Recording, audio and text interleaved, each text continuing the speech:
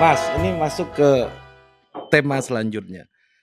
Di pemilu kemarin, Prof. Sabrang sempat ikut-ikut kawal pemilu lah gitu. Eee, Menghadirkan apa pantau namanya? bersama? Ya, pantau bersama, menghadirkan Oh, calon-calon presiden, mengenal lebih jauh dan membuat sebuah platform yang lebih interaktif. Nah, di situ juga apa ya? Diharapkan itu menghadirkan pemilih yang rasional gitu. Bahkan yes. kalau kita lihat voting behavior itu kan pemilih rasional ini sedikit banget Mas, porsinya Yes, dibandingkan yes. yang menentukan kehidupan kita bersama ini kan orang-orang yang emosional dan Betul. ya sosiologis ini gitu. Setuju, saya setuju itu. Saya setuju. Betul, kita sangat sedikit pemilih rasional. Ya, Nah, terus terus. itu untuk apa itu barang? Karena yang emosional dan yang sosiologis itu nggak akan makan itu barang itu gitu. Yes, banyak fungsi yang terjadi di situ. Nomor satu saya bisa gauging. Gauging, saya bisa test the water. Seberapa banyak, seberapa deep, seberapa responsif terhadap itu. Anyway, ini kalau kita ngomong demokrasi ke akarnya nih. Plato sendiri kan nggak setuju sama one man one apa dia nggak nyebut voting sebagai right, dia nyebut voting sebagai skill. Gimana kalau apa namanya voting dengan apa tadi emosional itu kan bukan skill. Kita Bukan. mengharapkan mau benar gimana kalau masyarakatnya nggak mau rasional. Tapi untuk membuat semua masyarakat rasional itu juga impossibility. Karena kita tahu spektrum, dalam tanda petik, mohon maaf, kita tahu spektrum IQ. Indonesia tahun 2020 itu rata-rata IQ-nya 87. Untuk kemudian berpikir secara rasional butuh mengumpulkan data, kemudian apa namanya, uh, assessment data dan seterusnya. Itu proses yang berat itu, dan tidak semua dari kita bisa mau dan mampu melakukannya. Jadi harus ada jawaban berikutnya nih. Kalau itu semua harus dimulai dari kesadaran bahwa aku pengen milih bener nih. Nah setelah itu kan baru berikutnya nih, ada metodologi berikutnya. Kalau saya nggak bisa berpikir sendiri, ada yang namanya trust distribution. Saya nggak percaya sama, mungkin saya tidak kenal sama calon presidennya, tapi saya kenal sama tetangga saya yang pinter, yang punya analisis lebih rasional, misalnya gitu. Jadi ada jalur trust distribution yang bisa dibangun untuk menjembatani gap IQ tersebut. Ini kita kalau mau ngomong tentang ini bisa 2 jam ini mas, karena ini kita ngomong metodologi. Tapi problem itu tidak bisa kita hindari. Kalau kita masih mau memilih demokrasi dan kita menyerah terhadap kemampuan pemilih, kita nggak akan kemana-mana nih. Ya, kita masih mau pakai demokrasi, tetap itu di tangan pemilihnya ya. Apakah berat? Ya. Apakah almost impossible? Ya. Kalau ada jalan lain, ngapain yang berat? Tapi kalau nggak ada jalan lain, pilihannya yang ngelakuin berat atau putus asa kan gitu aja mas. Daripada putus asa mending berat ya. Ah, ini dari, mau putus asa sama berat endingnya sama aja ya mati ya mas. Jadi ngapain? Ya wis berat, nggak harus berhasil juga. Cuman ngisi kegiatan ngantri nunggu mati apa fundamentalnya kan gitu aja. Jadi ngapa nggak sekalian yang berat aja anyway mati sama aja. Lakukan ayo, ini best progress ya lakukan. Itu salah satu eksperimen saya. Itu eksperimen saya yang kedua itu pantau bersama. Yang pertama opinion. Saya pengen gauging sih sebenarnya, pengen test the water gimana sih apa namanya uh, kultur kita, cara komunikasi kita, gap mental sama teknologinya seberapa jauhnya dan seterusnya lah. Semoga tahun depan saya bisa ngasih preposisi lain hipotesis terhadap society development. Gila, Anda ini ya Prof ya. Udah kayak ini society engineer. Berpikirnya engineering banget gitu. Ya, kalau ada jalan lebih singkat sih saya mau. Gimana? Saya wiritan 3.600 kali terus beres problem gitu. Ya, kalau ada jalan itu ya saya lakukan, Mas. Ya, kalau kalau kata kawan saya itu lebih gampang nunggu orang mati daripada mengubahnya. Kalau kita ngomong satu generasi betul. Hmm. Tapi kalau mikir peradaban, kita ngomongnya perang panjang ini. Sangat beda strategi antara game pendek, game menengah sama game panjang kan very different strategy. Kan peradaban itu dibangun atas darah dan mayat, Mas, biasanya, Mas. Romantismenya seperti itu. Nggak cuman peradaban, Mas. Dunia ini ya dibangun atas Sejarah, ya, hidup dan mati, iya. Mati sejarah. dengan sengaja, mati nggak sengaja, dibunuh temannya sendiri, dibunuh alam, dibunuh dirinya sendiri, ya pasti melewati itu semua juga. Tapi Kalau gini, Mas, romantisnya, gini, gimana? Prof, bagaimanapun esensinya itu kan kekuasaan itu adalah pusat intrik gitu. Yes, pasti. Jadi, Struggle ya of kan, power. ini pusat intrik gitu. Bagaimana strategi peradaban yang Prof sampaikan tadi itu bisa relevan gitu dengan iklim politik yang ya dalam bahasa political scientist-nya itu Machiavellian gitu ya, yang sangat, eee, penuh dengan, mmm, istilah bahasa kampung saya itu cido mancido gitu, Ya, hantam menghantam gitu, karena esensinya antagonism gitu. ya, oke. Ini saya nggak bisa jelasin secara simpel ini karena ini kita mesti ngomong system thinking. Gini, proses struggle of power itu tidak hanya terjadi di kekuasaan, bahkan progress science pun terjadi struggle of power. Ya science yang kita kenal itu yang populer, yang menang aja. Maksudnya ada alternatif teori yang sebenarnya nggak kalah canggih juga, walaupun tidak terkenal di dunia sains, misalnya gitu. Itu juga, kalau kita melihat trackingnya, kita belajar sedikit dari development lain yang development manusia tapi yang non politik misalnya, Hmm. development knowledge, metodologi sains dengan korpusnya, dengan peer review-nya dan segala macam, itu kan menghasilkan growth yang mengerikan dalam apa? Kita dari nemu pesawat sampai ke bulan itu nggak sampai 50 tahun. 68 tahun kalau nggak salah ya. 68 tahun dari bukan pesawat sampai apa namanya bisa ke bulan. Itu betapa menunjukkan bahwa growth-nya ini keren banget nih. Kalau kita melihat ke belakang pasti ya susah nih gimana sih mereka bisa bangun. Karena peradaban sebelumnya terjadi lompatan itu kan butuh satu jenius nih. Flat, ada satu jenius lompat knowledge-nya. Lompat knowledge-nya gitu. Tapi ketika ada metodologi science, semua orang bisa nyumbang walaupun satu langkah. Jadi nggak butuh ada jenius yang datang nih. Tapi growth-nya eksponensial begini, halus, tapi semua orang ikut serta.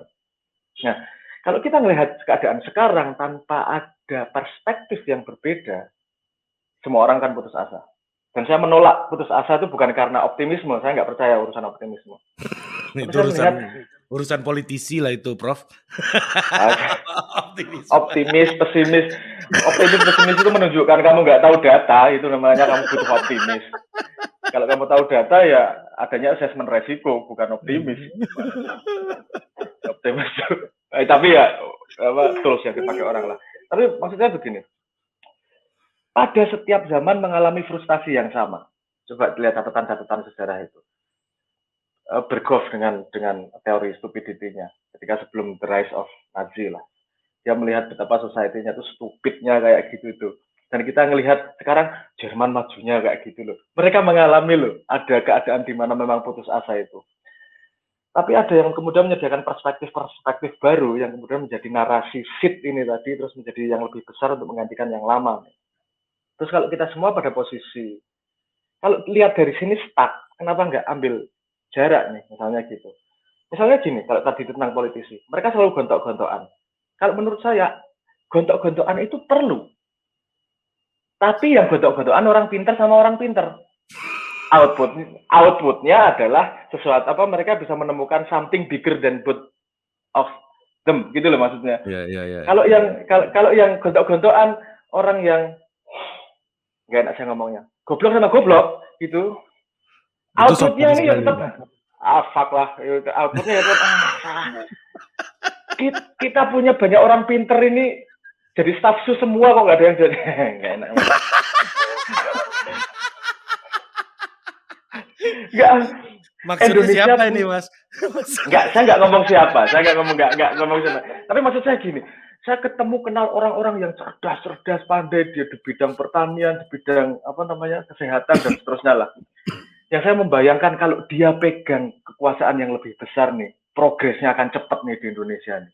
kan gitu. Tapi kenapa yang pegang orang-orang yang nggak tahu apa-apa ya? Mohon maaf lah. Hmm. Ini menteri ini tapi kok ya kalau aduh aku ora enak ya ngomong nanti. Pokoknya gitulah, nggak sesuai sama tempatnya lah.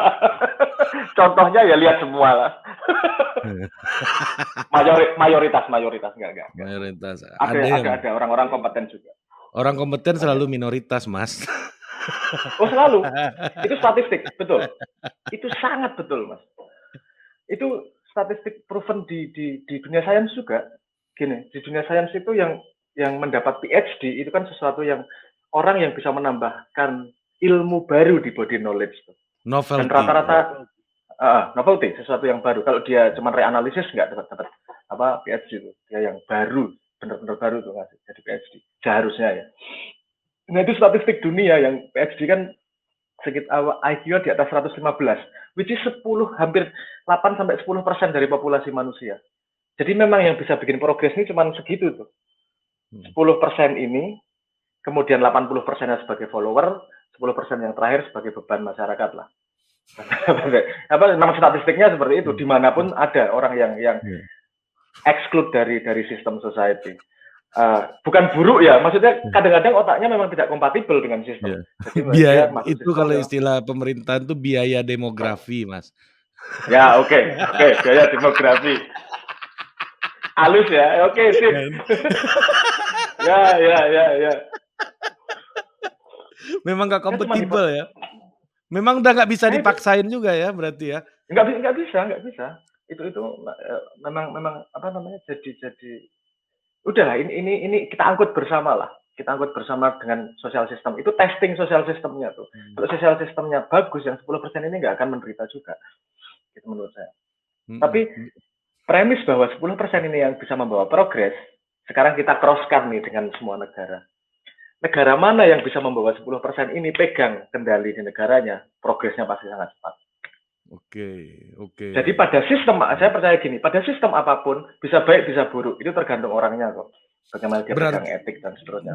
Berarti ini bukan soal opportunity for all, tapi opportunity for the competence gitu ya. Masalah kita di situ. Yes, kalau mau ngomong itu. Gini.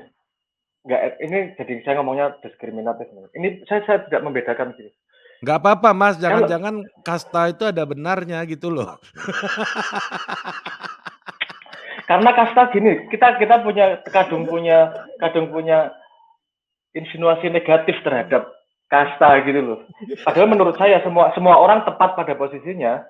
Ini dan kasta itu kan by nature juga bisa muncul tanpa kita harus sangat bisa. labeli. Betul. Gitu kan. Ya. Agree. Hierarki itu nggak bisa dihilangkan dari dunia. Pasti ada hierarki. Cuman problemnya hierarkinya berdasarkan apa? Kalau yang memimpin negara adalah berdasarkan hierarki kekayaan, bahwa nanti kekuasaannya digunakan untuk memperbanyak kekayaannya, ya make sense. Dan kamu taruh situ hierarki yang paling kaya.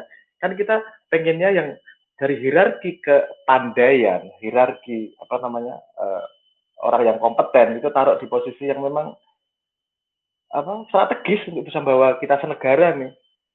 Jadi kalau cita-cita saya sebenarnya menemukan 10% orang itu entah siapa, nggak peduli partainya, nggak peduli whatever-nya, nggak peduli. Kalau kamu kompeten, taruh di posisi yang tepat, semua akan kita merasakan baiknya. Ya, premisnya gitu aja sih sederhana. Soal top 10% ini aja nih ya. Yes. Ini strategi yang dilakukan India. Iya, India, China pun sama. China India melakukan itu dengan intelektualnya, Korea cable country dengan ekonominya. Kalau Cina cebol karena itu kan. Cebol Korea tuh. Kalau Cina kan karena kekuatan state-nya kuat banget, dia pakai strategi yang agak berbeda. Tapi kalau melihat strategi mereka nggak mungkin dibuat oleh orang-orang yang sembarangan itu. Ngeri Cina strategi itu. Cina gila, Mas. Itu kalau dia demokrasi kayak kita, bayangin berapa pilkada setahun tuh, Mas. Ya, betul. Gak akan mungkin. Ini jangan-jangan Prof Sabrang ini betah di Jogja karena nggak ada pilkada provinsinya. Semua ada maju mundurnya sih, Mas. Kalau misalnya kita pakai kerajaan atau kayak Cina gitu ya. Kalau kebetulan pemimpinnya tepat, progresnya bakal cepat. Tapi perpindahan kekuasaan nanti pasti akan menghasilkan darah. Demokrasi, pemerintahannya lambat nih, bikin keputusan. Tapi perpindahan kekuasaan tidak menghasilkan resiko berdarah, kan ada maju mundurnya juga lah. Dan lebih sustainable, itu teorinya Lebih gitu. sustainable. Ya, iya, Ya, lebih sustainable. ya. Walaupun Nah, lambat. ya gila nih, ini gila banget nih omongan kita nih. Maksudnya ini ya gitu Mas. Jadi dengan keberhasilan China, terus India sekarang juga sangat muncul sebagai great country dan mereka punya sistem yang sebenarnya nggak demokrasi-demokrasi amat. Terus Singapura juga nggak demokrasi-demokrasi amat. Ya di Asia Tenggara ini tanpa kita sadari Mas, yang beneran demokrasi itu kan cuma 3 sebenarnya. Kita, Philippines, ya lepas dengan oligarki dan segala macam, memang Timor Leste. Yang lainnya kan nggak demokrasi-demokrasi amat sebenarnya. Eee, saya yakin nih dari Prof, Sabrang kecil sampai hari ini ya, sama seperti saya, politik Malaysia itu kalau dengar tokohnya siapa aja? Mahathir, Ya, ya itu aja Anwar, paling. ya itu Ya, aja kan, iya kan? Jadi kan sebenarnya nggak demokrasi-demokrasi amat gitu ya, kan, ya, ya. iya kan? Iya. Nah, jangan-jangan ini saatnya kita mempertanyakan demokrasi lagi, jangan-jangan ini nggak cocok dengan sistem yang begitu anarki sekarang gitu, anarki dalam artian begitu random, begitu, unpredictable, begitu kekuatan itu begitu fragmented, polarized, and so on gitu.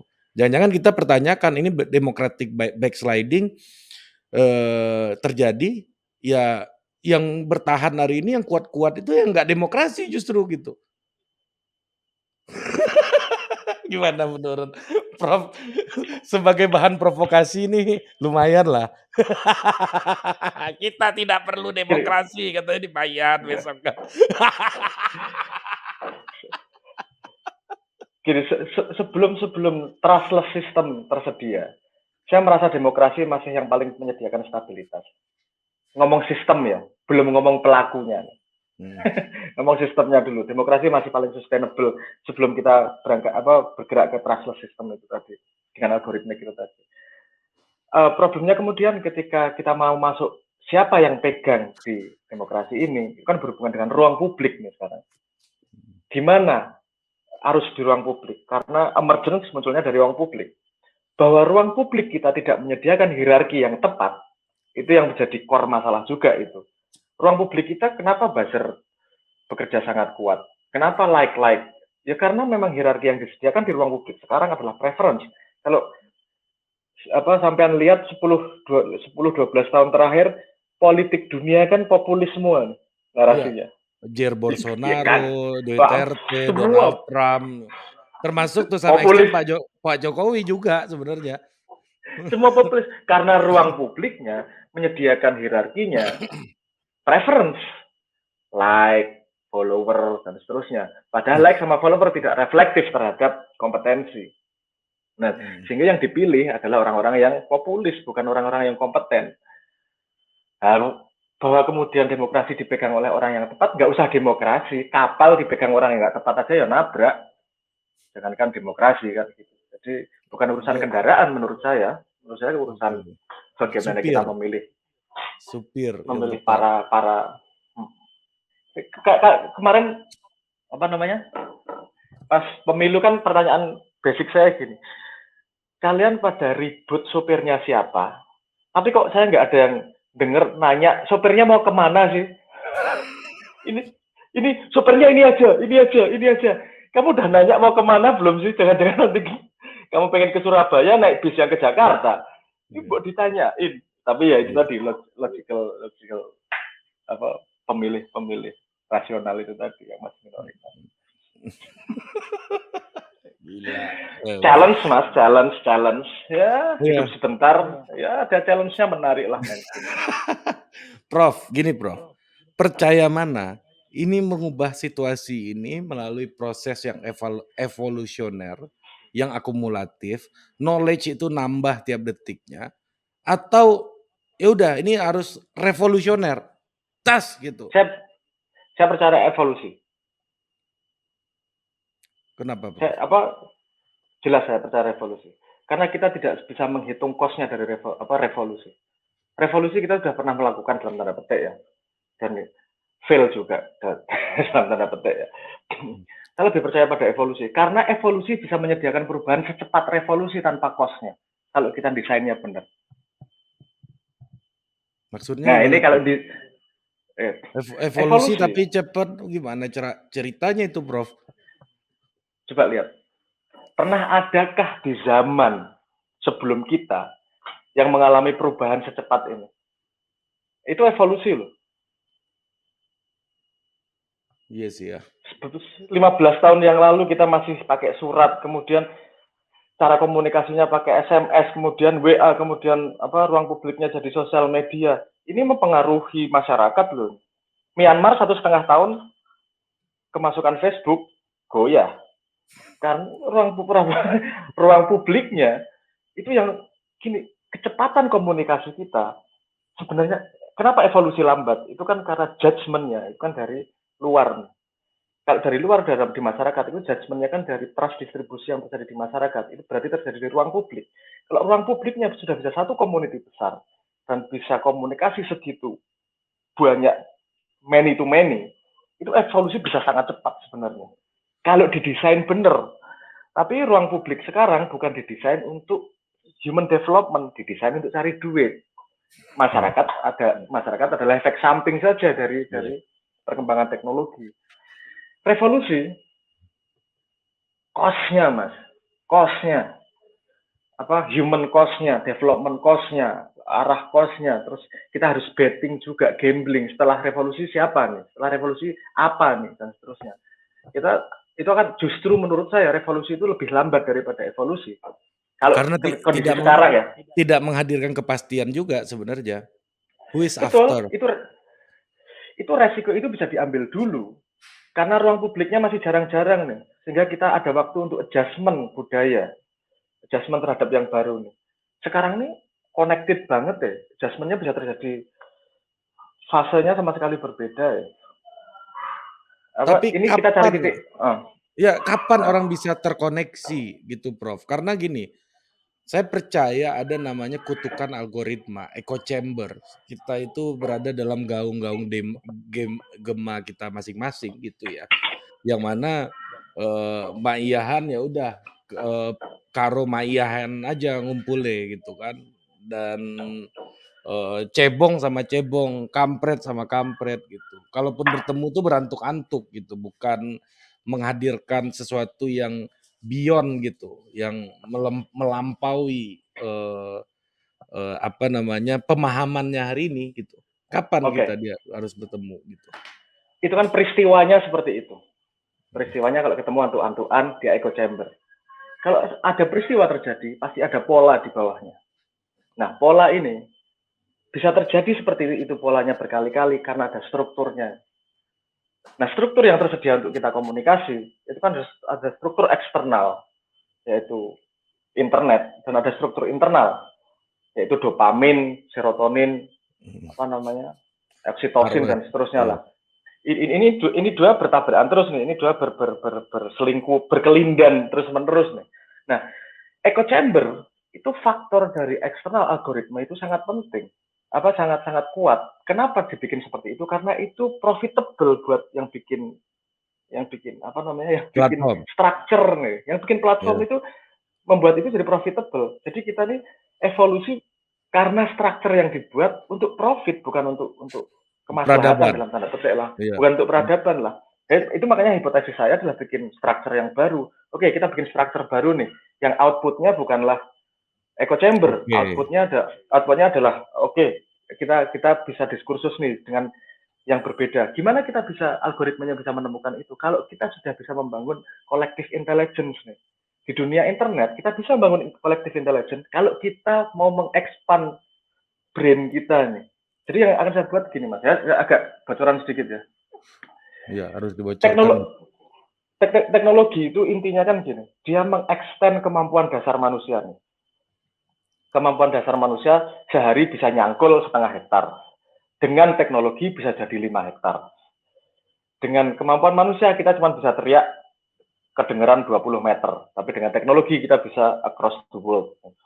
Pertanyaannya gini, otak kok belum diekspansi dengan teknologi? Ada loh metodologi untuk membuat gimana komprehensi kita menjadi cepat. Hujan deras informasi di mana-mana, jangan jadi ancaman, tapi jadi memperbesar komprehensi kita. Nah itu saya menyebutnya X-brain, external brain. Ada metodologi untuk menyambungkan itu agar external brain, kita punya external brain unlimited capacity ini untuk apa namanya Menyimpan. melewati limitasi yang ada di kepala manusia. Karena the essence Kalau of technology kan to extend, kan extend sebenarnya itu human, kan. Ya betul, ya, to to extend extend human, ya kan kita butuh, mobil itu adalah ekstensi dari extend kaki dari kita. kaki, Iya ya betul, betul betul, betul, ya heeh. ekstensi. Nah ini yang masih bolong kan ekstensi otak nih, belum ada nih Iya betul. Ya komputer teknologinya. ini, Loh, komputer eh, tapi yang ya gitulah kan, nggak komputer ada belum, nggak komputer lengkap menurut saya gitu. belum ekstensi otak. Komputer menurut saya offloading kerja. Jadi kerja kita Mmm, dilakukan kerja sama otak. Itu tapi belum integrate sama kita. Misalnya oke, oke. AI punya output seperti ini kita nggak Iya, paham iya, juga. Itu bukan iya. ekstensi kita. Kita cuma mempekerjakan komputer sesuai dengan tujuan kita gitu aja. Tapi belum ekstensi dari otak. Nah, ketika kita bisa membuat ekstensi dari otak dengan sebuah metodologi tertentu, saya sangat optimis kita bisa bikin orang Indonesia pintar cepat.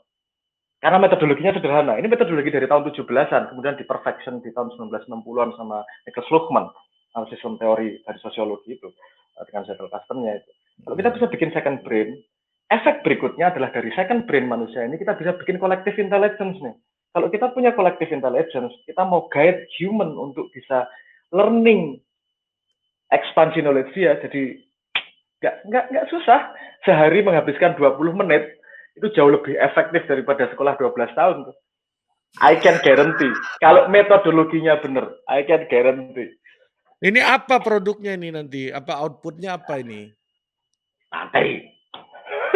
Biar penasaran dulu. Ini kan provokator ini. Iya, iya, Prof, Prof. Gini, ini balik ke soal pertanyaan saya kedua tadi soal mainannya Prof pas, pemilu kemarin tuh, ya Ya, kan, pantau bersama ini kan. Nah, ya. eee, apa evaluasinya? Apakah bisa memunculkan, warga yang sadar ini atau, netizen No. Oke. Okay. atau memang dia jadi chamber sendiri gitu untuk, wadah politik kawan-kawan Maiyahan ini gitu atau gimana menurut evaluasinya, Enggak Prof? cukup.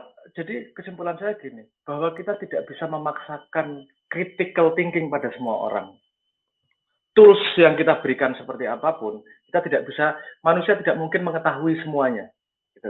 Apa yang disebut sebagai universal scientist terakhir kan Enrico Fermi, dan itu jauh banget. Setelah itu nggak ada manusia yang bisa mengetahui lebarnya knowledge human body. Jadi kalau kita tidak tahu semuanya, harus ada metodologi yang namanya trust. Saya nggak tahu kesehatan. Urusan kesehatan ya saya percaya sama orang yang tahu kesehatan. Saya nggak tahu politik. Saya percaya seorang yang tahu politik. Saya nggak tahu pertanian. Saya percaya pada orang yang tahu pertanian. Nah, trust ini harus di-guide nih oleh publik sendiri. Kalau trustnya di-guide oleh buzzer, yang terjadi seperti sekarang ini, pakai emotional appeal nih. Tapi kalau ada diskursus ruang publik yang katakanlah skopus science egalitariankan sedikit nih. Jadi critical thinkingnya terjadi, diskursusnya terjadi, debatnya terjadi tanpa ada resiko terhadap persekusi dalam tanda petik lah. Kalau ada forum itu, nanti kalau ada kemudian muncul hierarki ini. Siapa sih yang kompeten di bidang ini? Siapa yang di sini? Terus kemudian kalau kita mau masuk ke situ, kita tinggal percaya kepada orang yang hierarkinya tinggi, yang dikurasi oleh komunitas itu sendiri.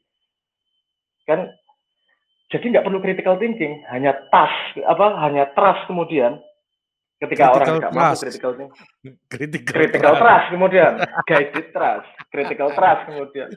Ya, society tidak mungkin tanpa trust distribusi soalnya. Kita harus in a Artinya way ini trust nggak sama orang.